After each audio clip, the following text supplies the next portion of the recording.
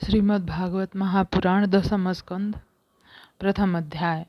राजा परीक्षित ने पूछा, भगवान आपने चंद्र वंश और सूर्य वंश के विस्तार तथा दोनों वंश के राजाओं का अत्यंत अद्भुत चरित्र वर्णन किया। भगवान के परम प्रेमी मुनिवर अपने स्वभाव से ही धर्म प्रेमी यदुवंश का भी विशद वर्णन किया। अब कृपा करके उसी वंश में अपने अंश श्री बलराम जी के साथ अवतीर्ण हुए भगवान श्री कृष्ण के परम पवित्र चरित्र भी हमें सुनाइए। भगवान श्री कृष्ण समस्त प्राणियों के जीवनदाता एवं सर्वात्मा हैं। उन्होंने यदुवंश में आकर अवतार लेकर जो लीलाएं की उनका विस्तार से हम लोगों को श्रवण कराइए। जिनकी तृष्णा की प्यास सर्वदा के लिए ही बुझ चुकी है, वे जीवन मुक्त महापुरुष जिसका पूर्ण प्रेम से अतृप्त रह कर गान किया करते हैं, मुमुक्ष जनों के लिए जो भाव रोग का रामबाण अवैध है तथा विषयी लोगों के लिए भी उनके कान और मन को परम आहात देने वाले हैं।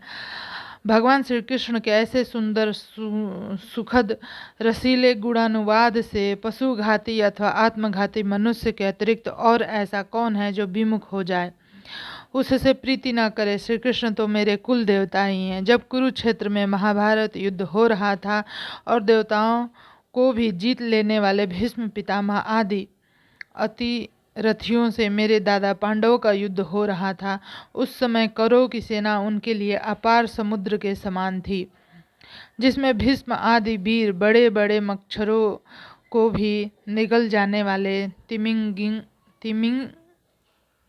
मच्छरों की भांति भय उत्पन्न कर रहे थे।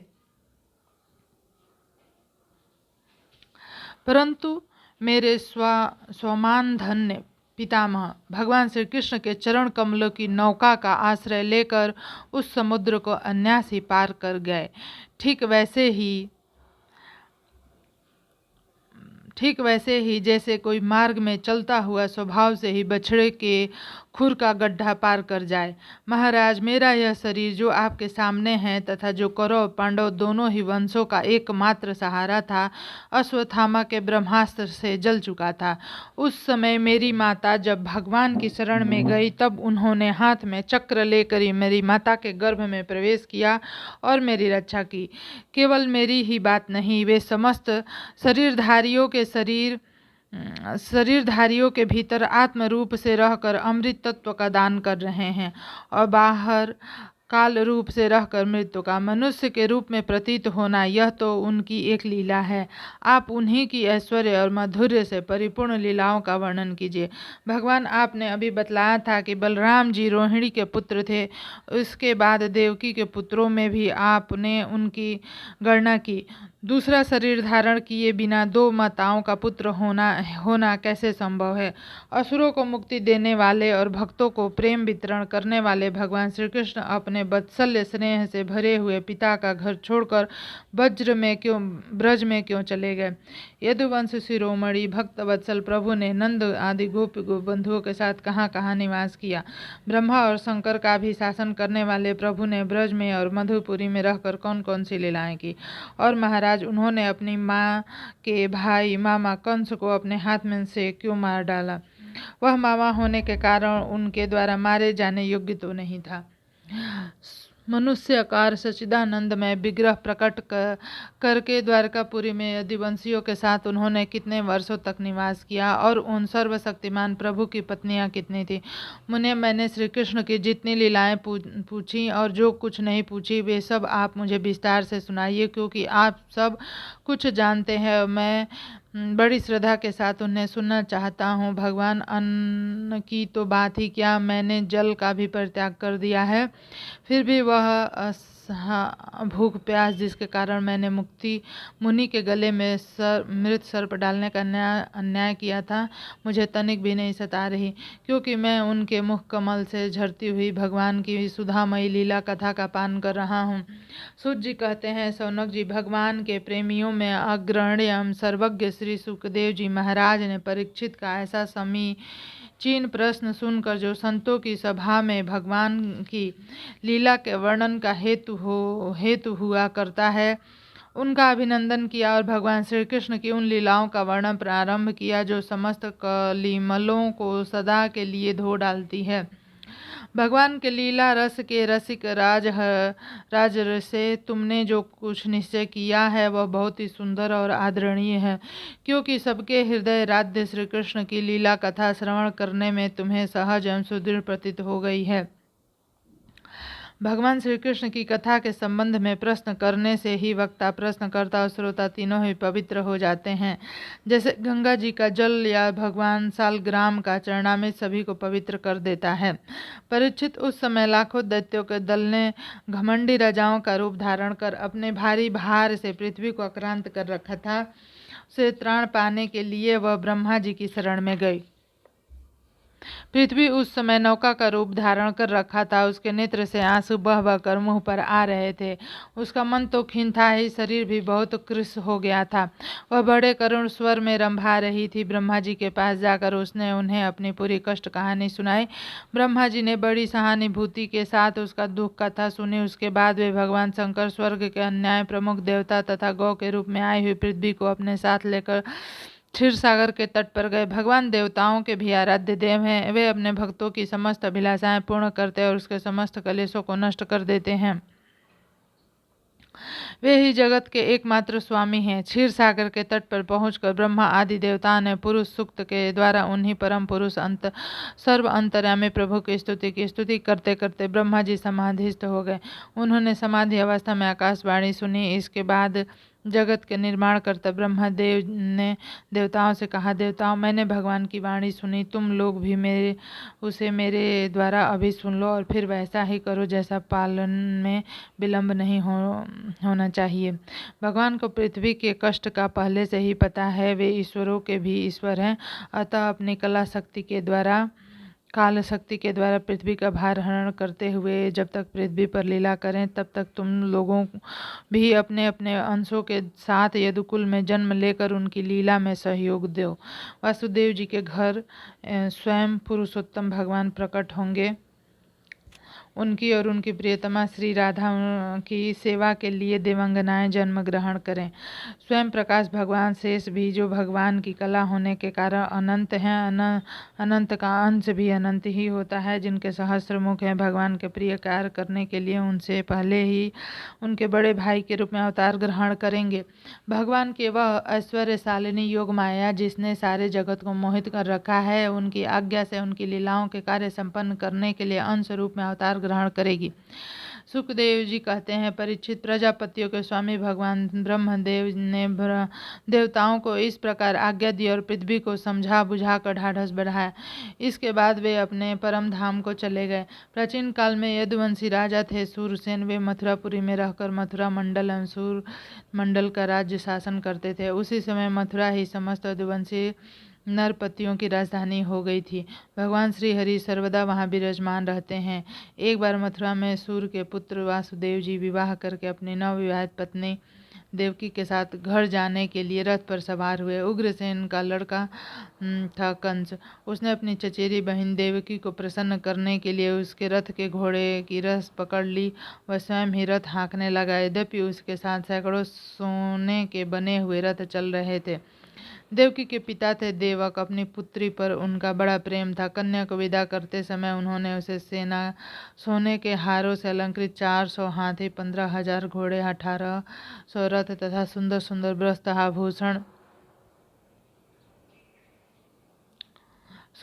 वस्त्र आभूषण से विभूषित 200 सुकुमार दासियां दहेज में दी। विदाई के समय वर वधु के मंगल के लिए एक ही साथ शंख, तुरही, मृदंग, दुदुम्बियां बजने लगी। मार्ग में जिस समय घोड़ों की रास पकड़कर कंस रथ हाँक रहा था, उस समय आकाशवाणी ने उसे संबोधन करके कहा, अरे मूर्ख, जिसको तू रथ में बैठा कर लिए जा रहा है, उसकी 8वें गर्भ की संतान तुझे मार डालेगी। कंस बड़ा पापी था। उसका दुष्टता की सीमा नहीं थी।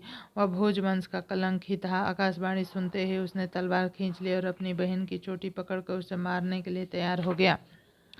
वह अत्यंत क्रूर तो था ही, पाप कर्म करते करते निर्लज हो गया था। उसका यह काम देखकर महात्मा वासुदेव जी को शांत करते हुए बोले, राजकुमार, आप भोज वंश के होनहार वंशधर एवं अपने कुल की कीर्ति बढ़ाने वाले हैं। बड़े बड़े शूरवीर आपके गुणों की सराहना करते हैं। इधर यह तो स्त्री, दूसरे आपकी बहन और तीसरे यह विवाह का शुभ अवसर। ऐसी स्थिति में आप इसे कैसे मार सकते हैं? वीरवर जो जन्म लेते हैं उनके शरीर के साथ ही मृत्यु भी उत्पन्न होती है। आज जो या 100 वर्ष के बाद जो प्राणी है उसकी मृत्यु होगी ही। जब शरीर का अंत हो जाता है तब जीव अपने कर्म के अनुसार दूसरे शरीर को ग्रहण करके अपने पहले शरीर को छोड़ देता है। उसे विवश होकर ऐसा करना पड़ता है। जैसे चलते समय मनुष्य एक पैर जमाकर ही दूसरा पैर उठाता है, और जैसे जोंक किसी अगले तिनके को पकड़ लेती है तब पहले पकड़े हुए तिनके को छोड़ती है, वैसे जीव भी अपने कर्म के अनुसार किसी शरीर को प्राप्त करने के बाद इस शरीर को छोड़ता है। जैसे कोई पुरुष जागृत अवस्था में राजा के ऐश्वर्य को देखकर और इंद्रियों के ऐश्वर्य को सुनकर उसकी अभिलाषा करने लगता है, उसका चिंतन करते करते उन्हीं बातों में घुल मिल कर एक हो जाता है तथा सपने में अपने को राजा या इंद्र के रूप में अनुभव करने लगता है। साथ ही अपने दरिद्र अवस्था के शरीर को भूल जाता है। कभी कभी तो जागृत अवस्था में ही मन उन बातों का चिंतन करते करते तन्मय हो जाता है और उसे स्थूल शरीर की सुधि नहीं रहती। वैसे ही जीव कर्मकृत कामना और कामनाकृत कर्म के वश होकर दूसरे शरीर को प्राप्त हो जाता है और अपने पहले शरीर को भूल जाता है। जीव का मन अनेक विकारों का पुंज है। देहांत के समय वह अनेक जन्मों के संचित प्रारब्ध कर्मों की वासनाओं के अधीन होकर माया के चलते रचे हुए अनेक पंच भौतिक शरीर में से जिस किसी शरीर के चिंतन में तल्लीन हो जाता है, मान बैठता है यह मैं हूँ, उसे वही शरीर ग्रहण करके जन्म लेना पड़ता है।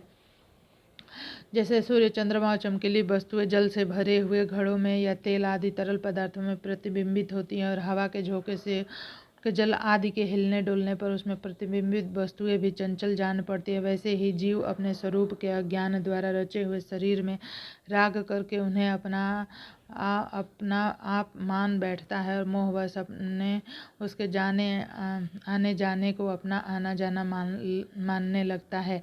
इसलिए जो अपना कल्याण चाहता है उसे किसी से द्रोह नहीं करना चाहिए, क्योंकि जीव कर्म के अधीन हो गया है और जो किसी से भी द्रोह करेगा उसको इस जीवन में शत्रु से और जीवन के बाद परलोक से भी भयभीत होना पड़ेगा। कंस, यह आपकी छोटी बहन अभी बच्ची और बहुत दीन है। यह तो आपकी कन्या के समान है। इस पर अभी अभी इसका विवाह हुआ है। विवाह के मंगल चिन्ह भी इसके शरीर पर से नहीं उतरे। ऐसी दशा में आप इसे दिन वत्सल पुरुष को इस बेचारी का वध करना उचित नहीं है।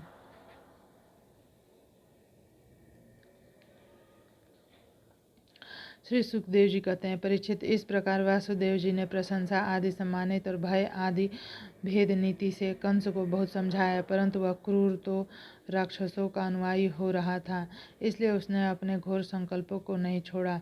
वासुदेव जी ने कंस का विकट हठ देखकर यह विचार किया कि किस प्रकार यह समय तो टाल ही देना चाहिए। तब इस निश्चय पर पहुँचे, बुद्धिमान पुरुष को जहाँ तक उसकी बुद्धि और बल साथ दे मृत्यु को टालने का प्रयास करना चाहिए। प्रयत्न करने पर भी वह न टल सके तो फिर प्रयत्न करने वालों का कोई दोष नहीं रहता। इसलिए इस मृत रूप कंस को अपने पुत्र दे देने की प्रतिज्ञा करके मैं इस दिन देवकी को बचा लूं। यदि मेरे लड़के होंगे और तब तक यह कंस स्वयं नहीं मर जाएगा तब क्या होगा? संभव है उल्टा ही हो, मेरा लड़का ही इसे मार डाले, क्योंकि विधाता के विधान का पार पाना बहुत कठिन है। मृत्यु सामने आकर भी टल जाती है और टली हुई भी लौट आती है। जिस समय वन में आग लगती है उस समय कौन सी लकड़ी जले और कौन सी न जले, दूर दूर की जल जाए और पास की बची रहे, इन सब बातों में अदृष्टि के सिवा और कोई कारण नहीं होता है। वैसे ही किस प्राणी का कौन सा शरीर बना रहेगा और किस हेतु से कौन सा शरीर नष्ट हो जाएगा, इस बात का पता लगा लेना बहुत ही कठिन है। अपनी बुद्धि के अनुसार ऐसा निश्चय करके वासुदेव जी ने बहुत सम्मान के साथ पापी कंस की बड़ी प्रशंसा की। परिचित, कंस बड़ा क्रूर और निर्लज था, अतः ऐसा करते समय वासुदेव जी के मन में बड़ी पीड़ा भी हो रही थी।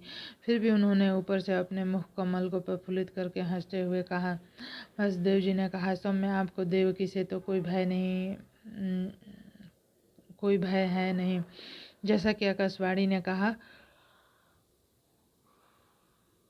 भय है पुत्रों से, सो इसके पुत्र मैं आपको लाकर सौंप दूंगा। सुखदेव जी कहते हैं, परीक्षित, कंस जानता था कि वासुदेव जी के वचन झूठे नहीं होते और उन्होंने कुछ कहा जो कुछ कहा वह यदु संगत भी है, इसलिए उसने अपनी बहन देवकी को मारने का विचार छोड़ दिया। इससे वासुदेव जी बहुत प्रसन्न हुए और उनकी प्रशंसा करके अपने घर चले आए। देवकी बड़ी सती साध्वी थी, सारे देवता उसके शरीर में निवास करते थे। समय आने पर देवकी के गर्भ से प्रतिवर्ष एक एक करके 8 पुत्र और 1 कन्या उत्पन्न हुई। पहले पुत्र का नाम था कीर्तिमान। वासुदेव जी ने उसे लाकर कंस को दे दिया। ऐसा करते समय उन्हें कष्ट तो अवश्य हुआ, परंतु उससे भी बड़ा कष्ट उन्हें इस बात का था कि कहीं मेरे वचन झूठे न हो जाएं। परीक्षित, सत्यसंध पुरुष बड़े से बड़ा कष्ट भी सह लेते हैं। ज्ञानियों को किस बात की अपेक्षा रहती है? नीच पुरुष बुरे से बुरे काम भी कर सकते हैं और जो जितेंद्रिय हैं, उन्हें भगवान को हृदय में धारण कर रखा है, वे सब कुछ त्याग सकते हैं। जब कंस ने देखा कि वासुदेव का अपने पुत्रों के जीवन और मृत्यु से समान भाव है, वे सत्य में पूर्ण निष्ठावान है, तब वो बहुत प्रसन्न हुआ और उनसे हंसकर बोला, वासुदेव जी, आप इस नन्हे से सुकुमार बालक को ले जाइए, इससे मुझे कोई भय नहीं, क्योंकि आकाशवाणी ने तो कहा था कि देवकी के 8वें गर्भ से उत्पन्न संतान के द्वारा मेरी मृत्यु होगी। वासुदेव ने कहा, ठीक है, और उस बालक को लेकर लौट आए। परंतु उन्हें मालूम था कि कंस बड़ा दुष्ट है, उसका मन उसके हाथ में नहीं, वह किसी भी क्षण बदल सकता है, और इसलिए उन्होंने उसकी बात पर विश्वास नहीं किया। परीक्षित, इधर भगवान नारद कंस के पास आए और उससे बोले कि कंस ब्रज में रहने वाले नंद आदि गोप, उनकी स्त्रियां वासुदेव आदि वृषणी वंशी यादव, देव की आदि यदुवंश की स्त्रियां और नंद वासुदेव दोनों के सजातीय बंधु बांधव सगे संबंधी सबके सब देवता हैं, जो इस समय तुम्हारी सेवा कर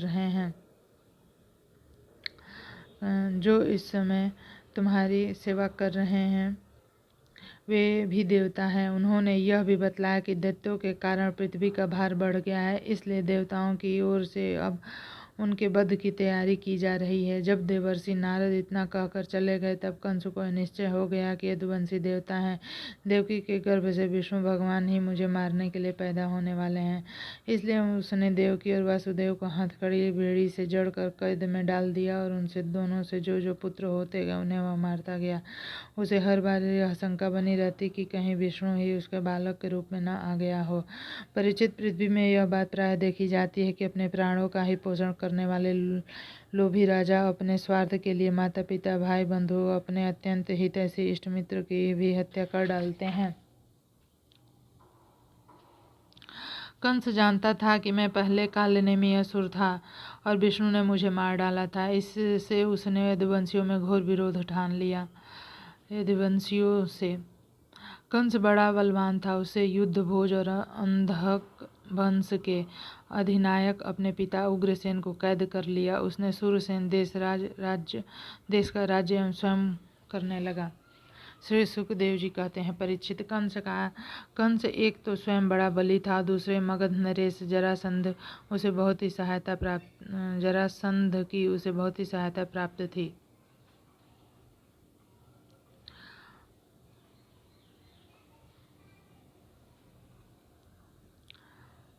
तीसरे उसके साथी थे प्रलंबासुर, बकासुर, चाणूर, तृणावर्त, अघासुर, मुष्टिक, अरिष्टासुर, दिवीक, पूतना, केसी और धेनुक तथा बणासुर और भौमासुर आदि बहुत से दैत्य राजा उसके सहायक थे। इनको साथ लेकर वह यदुवंशियों को नष्ट करने लगा। वे लोग भयभीत होकर कुरु, पंचाल के कैवसाल्य, विदर्भ, निषद, विदेह, कौशल आदि देशों में जा बसे। कुछ लोग ऊपर से उसके मन के अनुसार काम करते हुए उसकी सेवा में लगे रहे। जब कंस ने एक एक करके देवकी के 6 बालक मार डाले, तब देवकी के 7वें गर्भ में भगवान के अंश रूप श्री शेष जी, अनंत भी कहते हैं, पधारे। आनंद स्वरूप शेष जी के गर्भ में आने के कारण देवकी को स्वाभाविक ही हर्ष हुआ, परंतु कंस शायद इसे भी मार डाले, इस भय से उनका शोक बढ़ गया। विश्वात्मा भगवान ने देखा कि मुझे ही अपना स्वामी और सर्वस्व मानने वाले यदुवंशी कंस के द्वारा बहुत ही सताए जा रहे हैं। तब उन्होंने अपने योग माया को आदेश दिया, देवी कल्याण, तुम ब्रज में जाओ। वह प्रदेश ग्वालों और गौओं से सुशोभित है। आनंद बाबा के गोकुल में वासुदेव की पत्नी रोहिणी निवास करती है। उनकी और भी पत्नियां कंस से डरकर गुप्त स्थानों में रह रही हैं। इस समय मेरा वह अंश, जिसे शेष कहते हैं, देवकी के उदर में गर्भ रूप में स्थित है। उसे वहां से निकाल तुम रोहिणी के पेट में रख दो। कल्याणी, अब मैं अपने समस्त ज्ञान बल आदि अंशों के साथ देवकी का पुत्र बनूंगा और तुम नंद बाबा की पत्नी यशोदा के गर्भ से जन्म लेना।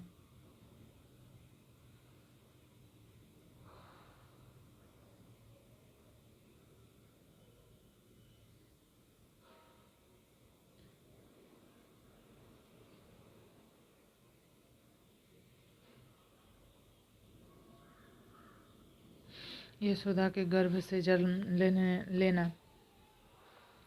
तुम लोगों को मुंह मांगे वरदान देने में समर्थ होगी। मनुष्य तुम्हें अपनी समस्त अभिलाषाओं को पूर्ण करने वाली जानकर धूप दीप नैवेद्य एवं अन्य प्रकार की सामग्रियों से तुम्हारी पूजा करेंगे। पृथ्वी में लोग तुम्हारे लिए बहुत से स्थान बनाएंगे और दुर्गा, भद्रकाली, विजया, वैष्णवी, कुमुदा, चंडिका, कृष्णा, माधवी, कन्या, माया, नारायणी, ईशानी, शारदा, अंबिका आदि बहुत से नामों से पुकारेंगे। देवकी के गर्भ से खींचे जाने के कारण शेष जी को लोग संसार में संकर्षण कहेंगे, लोक रंजन करने के कारण राम कहेंगे और बलवानों में श्रेष्ठ होने के कारण बलभद्र भी कहेंगे। जब भगवान ने इस प्रकार आदेश दिया तब योग माया ने जो आज्ञा ऐसा कहकर अपनी उनकी बात शिरोधार्य की और उनकी परिक्रमा करके वे पृथ्वी लोक में चली आईं और भगवान ने जैसा कहा था वैसा ही किया। जब योग माया ने देवकी का गर्भ ले जाकर रोहिणी के उदर में रख दिया तब पूर्ववासी बड़े दुख के साथ आपस में कहने लगे, हाय बेचारी देवकी का गर्भ तो नष्ट ही हो गया। भगवान भक्तों को अभय करने वाले हैं, वे सर्वत्र सब रूप में हैं, उन्हें कहीं आना जाना नहीं है, इसलिए वे वासुदेव के मन में अपनी समस्त कलाओं के साथ प्रकट हो गए। उसमें विद्यमान रहने पर भी अपने को अव्यक्त से व्यक्त कर दिया। भगवान की ज्योति को धारण करने के कारण वासुदेव जी सूर्य के समान तेजस्वी हो गए। उन्हें देखकर लोगों की आंखें चौधिया जाती। कोई भी अपने बल, वाणी या प्रभाव से उन्हें दबा नहीं सकता। भगवान के उस ज्योतिर्मय अंश को जो जगत का परम मंगल करने वाला है, वासुदेव जी के द्वारा आधान किए जाने पर देवी देवकी ने ग्रहण किया। जैसे पूर्व दिशा चंद्रदेव को धारण करती है, वैसे ही शुद्ध सत्व से संपन्न देवी देवकी ने विशुद्ध मन से सर्वात्मा आत्मस्वरूप भगवान को धारण किया। भगवान सारे जगत के निवास स्थान है, देवकी उनका भी निवास स्थान बन गई। परंतु घड़े आदि के भीतर बंद किए हुए दीपक का और अपनी विद्या दूसरे को न देने वाले ज्ञान खल की श्रेष्ठ विद्या का प्रकाश जैसे चारों ओर नहीं फैलता, वैसे ही कंस के कारागार में बंद देवकी की भी उतनी शोभा नहीं हुई। देवकी के गर्भ में भगवान विराजमान हो गए थे, उसके मुख पर पवित्र मुस्कान थे, उसके शरीर की कांति से बंदी गृह जगमगाने लगा था। तब कंस उसे देखा, तब वह मन ही मन कहने लगा, अब की बार मेरे प्राणों के ग्राहक विष्णु जी ने इसके गर्भ में अवश्य प्रवेश किया है, क्योंकि इससे पहले देवकी कभी ऐसी न थी। अब इस विषय में शीघ्र से शीघ्र मुझे क्या करना चाहिए? देवकी को मारना तो ठीक न होगा, क्योंकि वीर पुरुष सर्वथा वश अपने पराक्रम को कलंकित नहीं करते। एक तो यह स्त्री है, दूसरे बहन और तीसरे गर्भवती। इसको मारने से तत्काल ही मेरी कीर्ति लक्ष्मी आयु नष्ट हो जाएगी। वह मनुष्य जो जीवित होने पर भी मरा हुआ है, जो अत्यंत क्रूरता का व्यवहार करता है, उसकी मृत्यु के बाद लोग उसे गाली देते हैं। इतना ही नहीं, वह देवानियों के योग्य घोर नरक में भी अवश्य जाता है। यद्यपि कंस देवकी को मार सकता था, किंतु स्वयं ही वह इस अत्यंत क्रूरता के विचार से निवृत्त हो गया। अब भगवान के प्रति दृढ़ वैर का भाव मन में गांठ कर उसने जन्म की प्रतीक्षा करने लगा। वह उठते बैठते, खाते पीते, सोते जागते, चलते फिरते सर्वदा ही श्री कृष्ण के चिंतन में लगा रहता।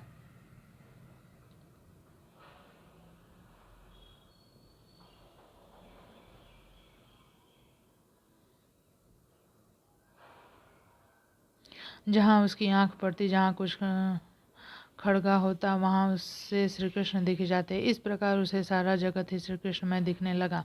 परीक्षित, भगवान शंकर और ब्रह्मा जी कंस के कैद खाने में आए। उनके साथ अपने अनुचरों के सहित समस्त देवता, नारद से भी थे। वे लोग सुमधुर वचनों से की अभिलाषा पूर्ण करने वाले श्री हरि की इस प्रकार स्तुति करने लगे। प्रभु, आप सत्य संकल्प हैं, सत्य ही आपकी प्राप्ति का श्रेष्ठ साधन है। सृष्टि के पूर्व, प्रलय के पश्चात और संसार की स्थिति के समय तीन असत्य अवस्थाओं में भी आप सत्य हैं। पृथ्वी, जल, तेज, आयु, आकाश, इन 5 दृश्यमान सत्यों के आप ही कारण हैं और उनमें अंतर्यामी रूप से विराजमान भी हैं। आप इस दृश्यमान जगत के परमार्थ स्वरूप हैं। आप ही मधुर वाणी और समर्थ के प्रवर्तक हैं। आप तो बस सत्य स्वरूप ही हैं। हम सब आपकी शरण में आए हैं। यह संसार क्या है? एक सनातन वृक्ष। इस वृक्ष का आश्रय है एक प्रकृति। इससे 2 फल हैं, सुख और दुख। 3 जड़ें हैं, सत, रज और तम। 4 रस हैं, धर्म, अर्थ, काम और मोक्ष। इसके जानने के 5 प्रकार हैं, श्रोत्र, त्वचा, नेत्र, रसना और नासिका। इसके 6 स्वभाव हैं, पैदा होना, रहना, बढ़ना, बदलना, घटना, नष्ट हो जाना। इस वृक्ष की छाल है 7 धातुएं, रस, रुधिर, मांस, मेद, अस्थि, मज्जा, शुक्र। 8 शाखाएं हैं, 5 महाभूत, मन, बुद्धि, अहंकार। इसमें मुख आदि 9 द्वार खोडर हैं। प्राण, अपान, व्यान, उदान, समान, नाग, कुर्म, कृक्कल, देवदत्त और धनंजय, ये 10 प्राण हैं ही इसके 10 पत्ते हैं। इस संसार रूप वृक्ष पर 2 पक्षी हैं, जीव और ईश्वर। इस संसार रूप वृक्ष की उत्पत्ति के आधार एकमात्र ही हैं। आप में ही इसका प्रलय होता है, आपके ही अनुग्रह से इसकी रक्षा भी होती है। जिनका चित्त आपकी माया से आवृत हो रहा है, उस सत्य को समझने की शक्ति खो बैठा है। वे उत्पत्ति, स्थिति, प्रलय करने वाले ब्रह्मादिक देवताओं को अनेक देखते हैं। ज्ञान तत्वज्ञानी पुरुष तो सबके स्वरूप में केवल आपका ही दर्शन करते हैं। आप ज्ञान स्वरूप आत्मा हैं, चराचर जगत के कल्याण के लिए ही अनेकों रूप धारण करते हैं। आपके वे रूप विशुद्ध अप्राकृत सत्वमय होते हैं और संत पुरुषों को बहुत सुख देते हैं। साथ ही दुष्टों को उनकी दुष्टता का दंड भी देते हैं, उनके लिए अमंगल भी होते हैं। कमल के समान कोमल अनुग्रह भरे नेत्र वाले प्रभु, कुछ बिरले लोग ही आपके समस्त पदार्थों, प्राणियों का आश्रय स्वरूप रूप में पूर्ण एकाग्रता से अपना चित्त लगा पाते हैं और उसके चरण कमल रूपी जहाज का आश्रय लेकर इस संसार बछड़े के खुर के गड्ढे के समान अनायास ही पार कर जाते हैं। क्यों न हो, अब तक के संतानें इसी जहाज से संसार सागर को पार जो किया है। परम प्रकाश स्वरूप परमात्मा आपके भक्त जन सारे जगत के निष्कपट प्रेमी सच्चे हितैषी होते हैं। वे स्वयं तो इस भयंकर कष्ट से पार करने योग्य संसार सागर को पार कर ही जाते हैं, किंतु औरों के कल्याण के लिए भी वह यहाँ आपके चरण कमलों की नौका स्थापित कर जाते हैं। वास्तव में सत्पुरुषों पर आपकी महान कृपा है, उनके लिए आप अनुग्रह स्वरूप ही हैं। कमल नयन, जो लोग आपके चरण कमलों के शरण नहीं लेते तथा आपके प्रति भक्ति भाव से रहित होने के कारण जिनकी बुद्धि भी शुद्ध नहीं है, वे अपने को झूठ मूठ मुक्त मानते हैं। वास्तव में तो वे बद्ध ही हैं। वे यदि बड़ी तपस्या और साधन का कष्ट उठाकर भी किसी प्रकार ऊंचे से ऊंचे पद पर भी पहुंच जाएं तो भी वहां से नीचे गिर जाते हैं। परंतु भगवान, जो आपके अपने निज जन हैं, जिन्होंने आपके चरणों में अपनी सच्ची प्रीति जोड़ रखी है, वे कभी इन ज्ञान अभिमानियों की भांति अपने साधन मार्ग से गिरते नहीं। प्रभु, वे बड़े बड़े विघ्न डालने वालों की सेना के सरदारों के सिर पर बैठ कर निर्भय विचरते हैं। कोई भी विघ्न उनके मार्ग में रुकावट नहीं डाल सकते, क्योंकि उनके रक्षक आप जो हैं। आप संसार की स्थिति के लिए समस्त देवधारियों को परम कल्याण प्रदान करने वाला विशुद्ध सत्वमय सच्चिदानंद परम दिव्य मंगल विग्रह प्रकट करते हैं। उस रूप के प्रकट होने से ही आपके भक्त वेद, कर्मकांड, अष्टांग योग, तपस्या, समाधि के द्वारा आपकी आराधना करते हैं। बिना किसी आश्रय के वे किसकी आराधना करेंगे? प्रभु, आप सबके विधाता हैं। आपका यह विशुद्ध सत्व में निज स्वरूप हो तो अज्ञान उसके द्वारा होने वाले भेदभाव को नष्ट करने वाला परोक्ष ज्ञान की किसी को न हो। जगत में दिखने वाले तीनों गुण आपके हैं और आपके द्वारा ही प्रकाशित होते हैं, ये सत्य है। परंतु इन गुणों की प्रकाश वृत्तियों से आपके स्वरूप का केवल अनुमान ही होता है, वास्तविक स्वरूप का साक्षात्कार नहीं होता। भगवान, मन और वेद वाणी के द्वारा केवल आपके स्वरूप का अनुमान मात्र होता है, क्योंकि आप उनके द्वारा दृश्य नहीं हैं, उनके साक्षी हैं। इसलिए आपके गुण, जन्म और कर्म आदि के द्वारा आपके नाम और रूप का निरूपण नहीं किया जा सकता। फिर भी प्रभु, आपके भक्त जन उपासना आदि क्रियाओं के द्वारा आपका साक्षात्कार तो करते ही हैं। जो पुरुष आपके मंगलमय नामों श्रवण कीर्तन स्मरण और ध्यान करते हैं और आपके चरण कमलों की सेवा में अपना चित्त लगाए रहते हैं, उसे फिर जन्म मृत्यु रूप संसार के चक्र में नहीं आना पड़ता। संपूर्ण दुखों के हरने वाले भगवान आप सर्वेश्वर हैं। पृथ्वी तो आपका चरण कमल ही है। आपके अवतार से इसका भार दूर हो गया। धन्य है प्रभु। हमारे लिए यह बड़े सौभाग्य की बात है कि हम लोग आपके सुंदर सुंदर चिन्हों से युक्त चरण कमलों के द्वारा विभूषित पृथ्वी को देखेंगे और स्वर्ग लोक को भी आपकी कृपा से कृतार्थ देखेंगे। प्रभु आप अजन्म हैं। आपके जन्म के कारण संबंध में हम कोई तर्क ना करें तो यही कह सकते हैं कि यह आपका एक लीला विनोद है। ऐसा कहने का कारण यह है कि आप तो द्वैत के क्लेश से रहित सर्वाधिष्ठान स्वरूप हैं और इस जगत की उत्पत्ति स्थिति तथा प्रलय अज्ञान के द्वारा आप में आरोपित हैं। प्रभु आपने जैसे अनेक बार मत्स्य हयग्रीव कच्छप नरसिंह वराह हंस राम परशुराम धारण करके हम लोगों की और तीनों लोगों की रक्षा की, वैसे ही आप इस बार भी पृथ्वी का भार हरण कीजिए। यदुनंदन हम आपके चरणों में वंदना करते हैं। समझ करके माता जी, यह बड़े सौभाग्य की बात है कि आपकी कोख में हम सबका कल्याण करने के लिए स्वयं भगवान पुरुषोत्तम अपने ज्ञान बल आदि अंशों के साथ पधारे हैं। अब आप कंस से तनिक भी मत डरिए, अब तो कुछ ही दिनों का मेहमान है। आपका पुत्र यदुवंश की रक्षा करेगा।